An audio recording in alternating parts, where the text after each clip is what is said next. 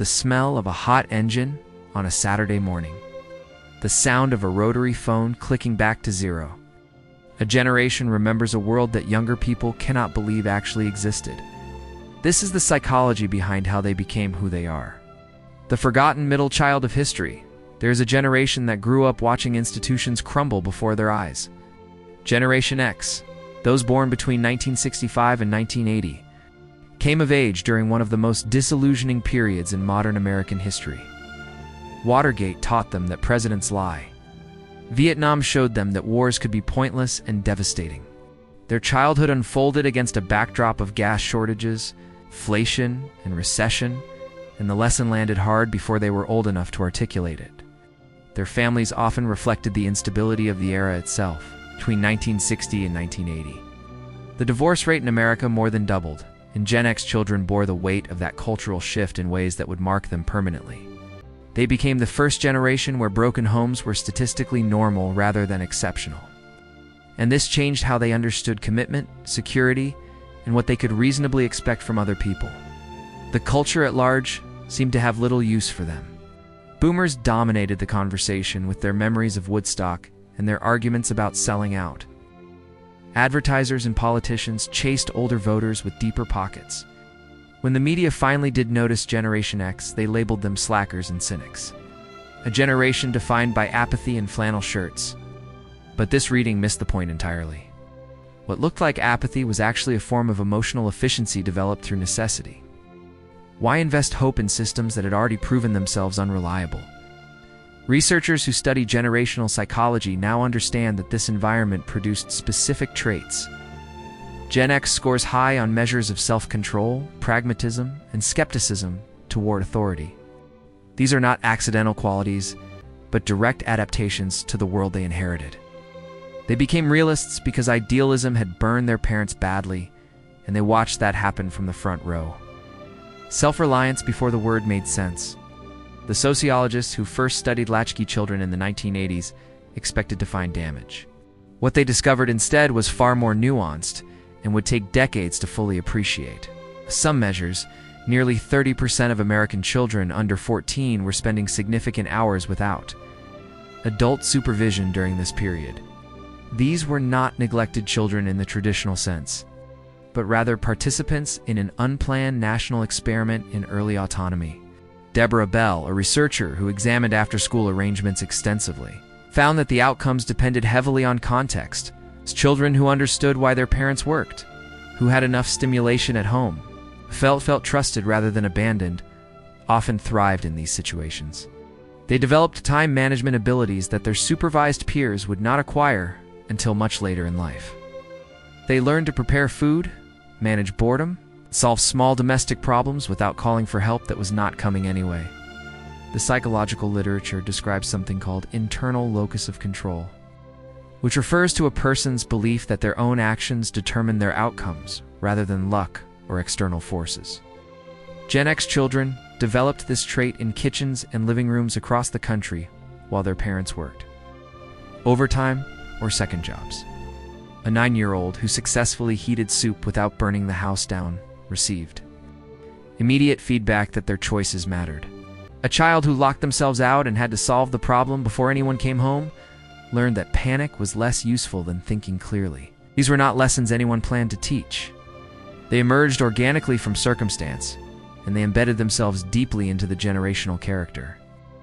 By the time these children reached adulthood, self-reliance was not an aspiration or a value they had adopted consciously. It was simply the way they understood the world to work, as natural and obvious as gravity. Territory without borders, the structured childhood that modern parents consider normal, would have been unrecognizable to most Gen X kids.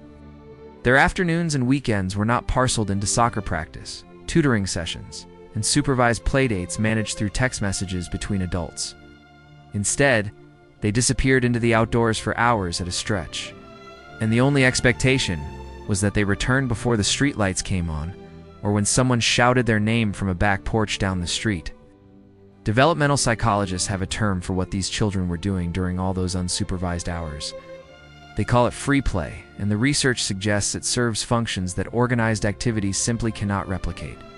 When children structure their own time without adult intervention, they develop executive functioning skills, creativity, and the ability to manage conflict through negotiation rather than appeals to authority. A group of 8-year-olds deciding what game to play next is actually engaged in sophisticated social problem solving that requires reading intentions, managing competing desires, and finding workable compromises without any referee. Gen X children mapped their environments through direct exploration rather than instruction. They knew which fences could be climbed and which dogs would bark at strangers. They discovered shortcuts through parking lots and paths behind apartment complexes that adults never noticed or used. An abandoned greenhouse 3 blocks from home could become a secret headquarters that no parent would ever learn existed. These spaces belonged to them precisely because no grown-up had sanctioned or organized their use.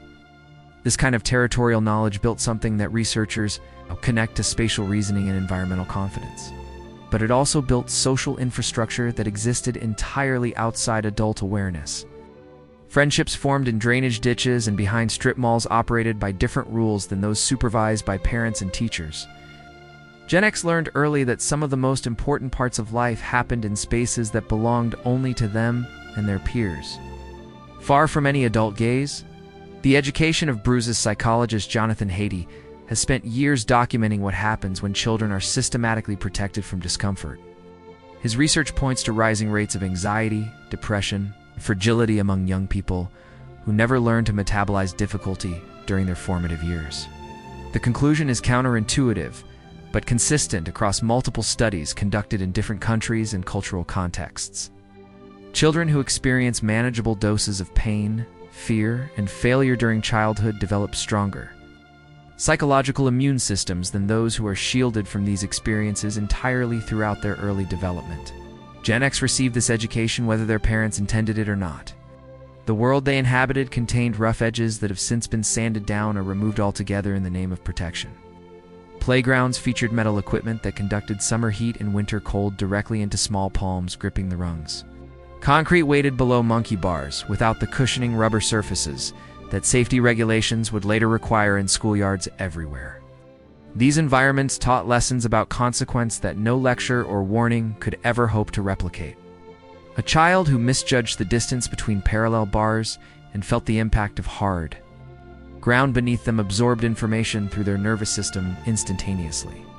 The body remembered what the mind might forget, and future attempts were calibrated by this physical memory that stayed with them permanently.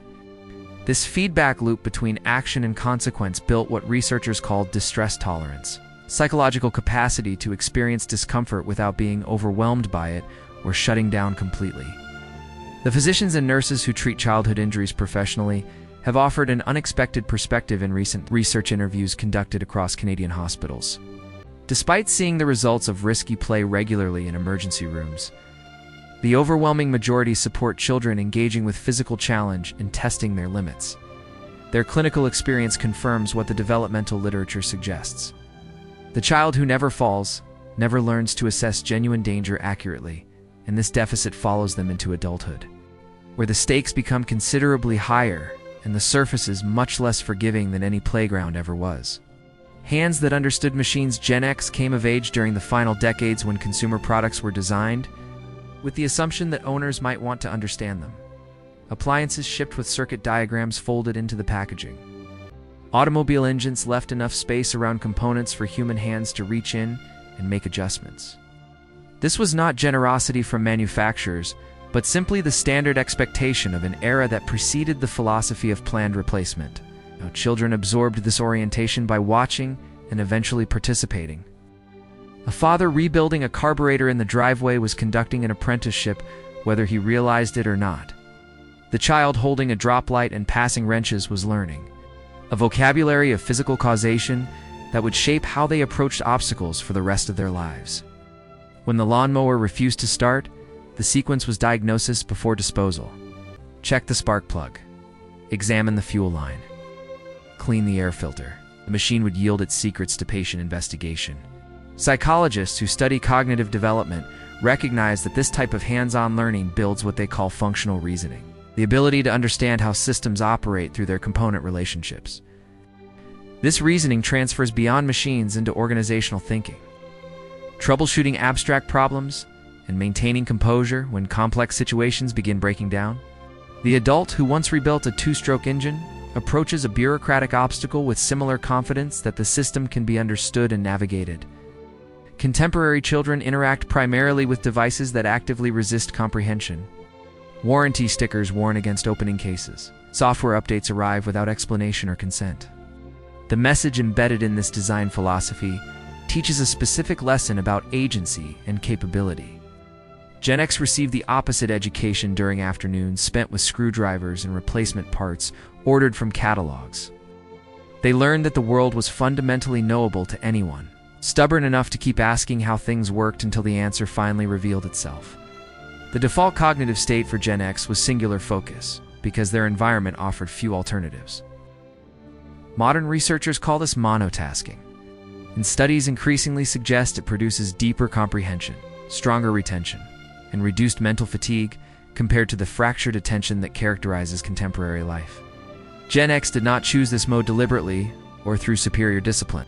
It was simply how the world worked before screens. Multiplied and notifications colonized every waking moment of ordinary existence. A telephone conversation in 1979 required physical stillness. The device connected to the wall through a cord that stretched only so far, and the conversation demanded your complete presence because there was nothing else to do while standing in the kitchen with the receiver pressed against your ear. You listened fully. You responded thoughtfully.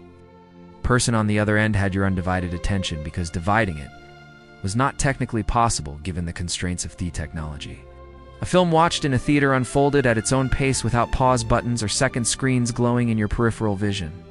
You sat in the dark and surrendered to someone else's timing completely. An album played from the first track to the last because skipping ahead required physical effort, and artists composed with this sequential experience in mind. Your transitions and understood narrative arcs that shuffle modes would later destroy entirely. Even boredom served a cognitive function that has since been engineered away systematically. Waiting rooms contained magazines and nothing else. Long car rides offered scenery, conversation, or silence. The mind deprived of constant stimulation learned to generate its own content through daydreaming, observation, and internal dialogue. Researchers now connect this kind of unstructured mental wandering to creativity and problem solving. Recognizing that brains require fallow periods to consolidate learning and generate novel connections between existing ideas that would otherwise never meet. Social intelligence without digital scaffolding, the social skills Gen X developed operated without any of the tools that now mediate human connection. Read receipts did not exist to confirm a message had been received. Typing indicators were decades away from invention. Emojis had not yet arrived to clarify tone or soften delivery. Every interaction required real-time interpretation of voice, facial expression, body language, with zero opportunity to pause and compose the perfect reply before sending it. This unmediated exposure built a particular kind of social intelligence that researchers call nonverbal decoding ability. Studies show this skill develops through practice and repetition. Through thousands of face-to-face encounters where consequences arrive immediately and cannot be edited afterward, a joke that landed poorly produced visible discomfort in the listener's face within seconds. A comment that offended someone triggered an unmistakable shift in posture or eye contact.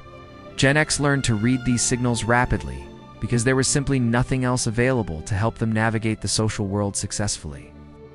Conflict resolution followed different rules without the buffer of screens. An argument with a friend could not be conducted through carefully revised text messages sent hours apart. Disagreements happen in person, in real time, with all the emotional intensity that implies. You learned to manage anger while it was still hot, rather than retreating to craft a measured response over several drafts. You watched how words landed on another person's face and adjusted course immediately when necessary. Plans required genuine commitment in ways that modern coordination does not demand. When you agreed to meet someone at a specific time and place, that agreement carried weight because changing it required finding a landline and hoping the other person had not already left their house. People showed up because showing up was what you did when you gave your word. This built a social architecture based on reliability and direct accountability, rather than the endless renegotiation that instant communication now enables so effortlessly. The psychological weight of earning Gen X has entered the workforce during their early teenage years, through whatever doors would open for them. Babysitting jobs came first for many, watching neighborhood children for a few dollars an hour while parents went out for dinner. Lawn care followed in summer months, pushing mowers across yards in heat that soaked through shirts by mid-morning. These were not career preparations or resume builders, but simple exchanges that taught basic lessons about effort converting into currency. The restaurant industry absorbed huge numbers of them as they reached working age.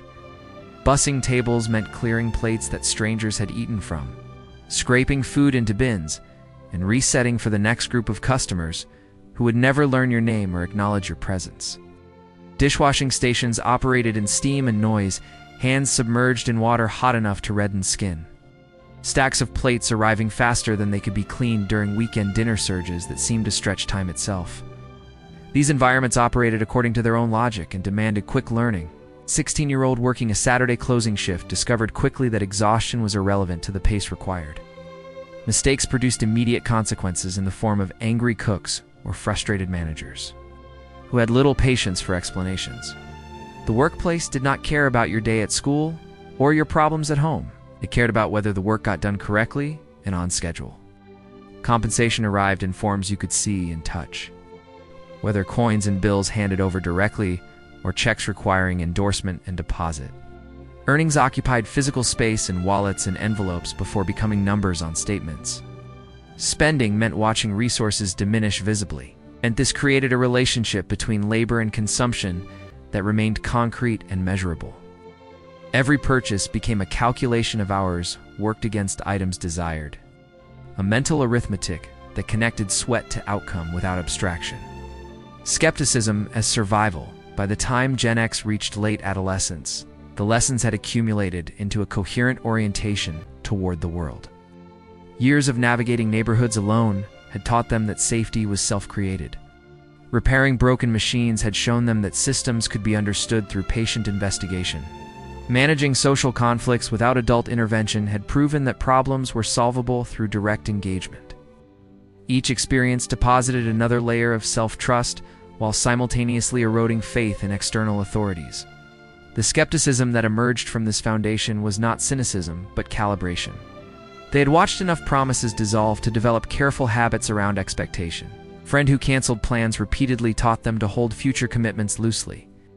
A teacher who graded unfairly demonstrated that authority figures operated from their own interests rather than pure principle.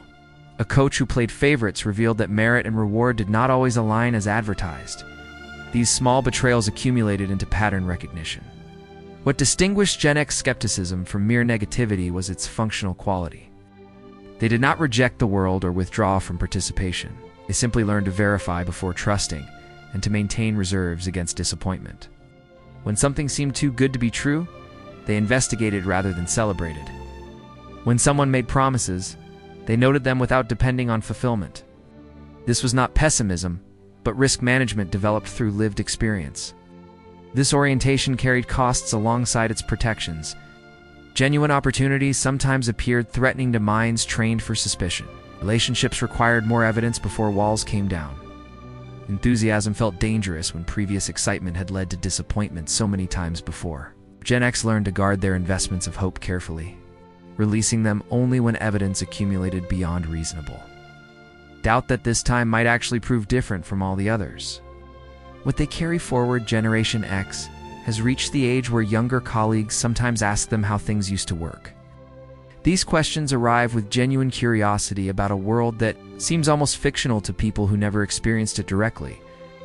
The answers require translation, because the underlying assumptions have shifted so dramatically that simple descriptions sound implausible to ears trained by different circumstances entirely.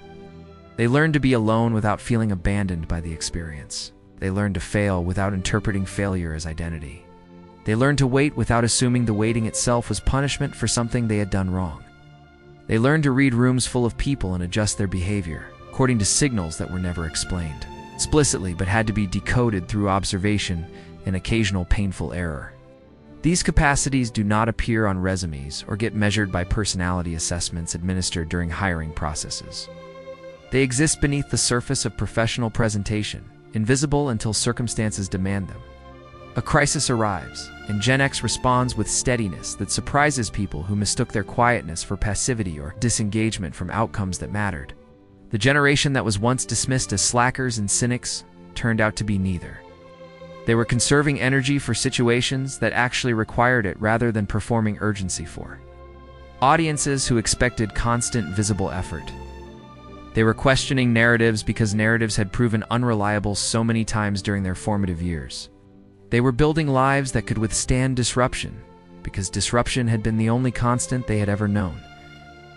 History will probably overlook them again when tallying generational contributions and cultural influence.